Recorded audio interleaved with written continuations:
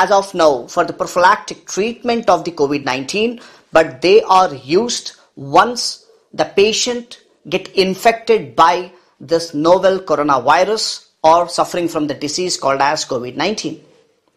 So first let me talk about the remdesivir.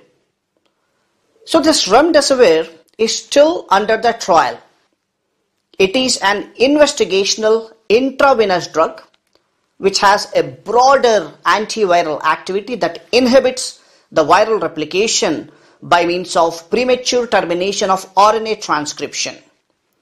And this drug has an vitro activity against SARS-CoV-2, which is called as severe acute respiratory syndrome coronavirus 2. We will call this as COVID-19, and also in vitro and in vivo activity against related beta coronaviruses. So this is the drug actually blocks RNA dependent polymerases. And there are several randomized trials which are in the process, or we can say underway, to evaluate the efficacy of the remdesivir for moderate or severe COVID-19. But as of today, its clinical efficacy is not well understood. So this is under the clinical trials. In the description of this video, you can clearly go back to the link of the clinical trials and you can see at what stage this drug is under the clinical trials. And coming to the another drug, generally we use these as chloroquine or hydroxychloroquine, or the oral prescription drugs that have been used for the treatment of malaria as well as for certain inflammatory conditions. And especially when we talk about chloroquine, has been used for malaria treatment and chemoprophylaxis, and hydroxychloroquine is used for the treatment of rheumatoid arthritis, systemic lupus erythematosus called as SLE, and porphyria cutanea tarda. So both of the drugs have in vitro activity against SARS-CoV and SARS-CoV-2. SARS-CoV is also called as SARS-CoV-1, which means severe acute respiratory syndrome coronavirus 1, which was the old strain, and the new strain, what we are calling at present, the pandemic one, is called as SARS-CoV-2, which is responsible for the development of COVID-19 and also for other coronaviruses. So with the hydroxychloroquine having a relatively higher potency against this COVID-19 patients when compared to that of the chloroquine. But when we see both of the drugs, chloroquine and hydroxychloroquine, have been reported to inhibit SARS-CoV-2 in vitro, although hydroxychloroquine, as I already mentioned, appeared to have more potent antiviral activity.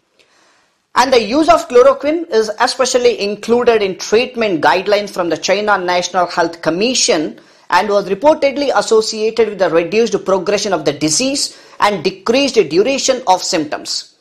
However, the primary data supporting these claims have not been published in any of the articles, but other published clinical data on either of these agents are pretty limited. But in an open label study among 36 patients with the COVID-19, the use of hydroxychloroquine was associated with a higher rate of undetectable SARS-CoV-2 RNA on nasopharyngeal specimens at day 6 compared with no specific treatment. So in this particular clinical study, the use of azithromycin in combination with the hydroxychloroquine appeared to have a much more additional beneficial effects on these patients, but there are methodological concerns about the control groups for the study, and the biological basis for using azithromycin in the setting is pretty unclear as of date. So despite we are having a pretty much limited clinical data, given the relative safety of the short-term use of hydroxychloroquine, the lack of unknown effective interventions, and in the in vitro antiviral activity, some clinicians think that it is reasonable to use hydroxychloroquine in hospitalized patients with severe or risk of severe infection by the COVID-19, and if they are not eligible for other clinical trials. And also the possibility of the drug toxicity, especially when we use this combination, we may develop, the patients may develop QT prolongation and retinal toxicity. These two important toxicities can be considered prior to the using of hydroxychloroquine, particularly in the individuals who may be more susceptible to these effects. And there are also no currently available data from the randomized clinical trials to inform that the clinical guidance on the use, dosing and the duration of the hydroxychloroquine for the prophylaxis of the treatment of the novel coronavirus 19 infection. Although the optimal dosing and the duration of the hydroxychloroquine for the treatment of COVID-19 are unknown, and some of the US clinicians have reported the different hydroxychloroquine dosages such as 400 milligrams twice on day 1, then daily for 5 days, and 400 milligrams twice on day 1, then 200 milligrams twice for 4 days, and then 600 milligrams twice on day 1, then 400 milligrams daily on days 2 to 5. Like this, we have various clinical trials which has been prescribed over here. So whenever during the prescription they will mention 400 milligrams BID. So on the prescription, whenever you say BID, which means twice, 2 times a day, it is an abbreviation for bis in die, which is in Latin terminology means twice a day.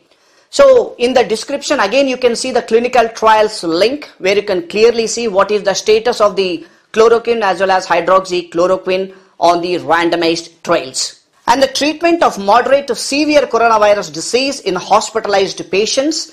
So especially for these individuals, there are several drugs which have been using and also currently under use, that is lopinavir, ritonavir, as I already mentioned about hydroxychloroquine, sulfate, and baricitinib, that is Janus kinase inhibitor, and sarilumab, which is anti-interleukin 6 receptor, or we can say anti-interleukin 6 drug we can say.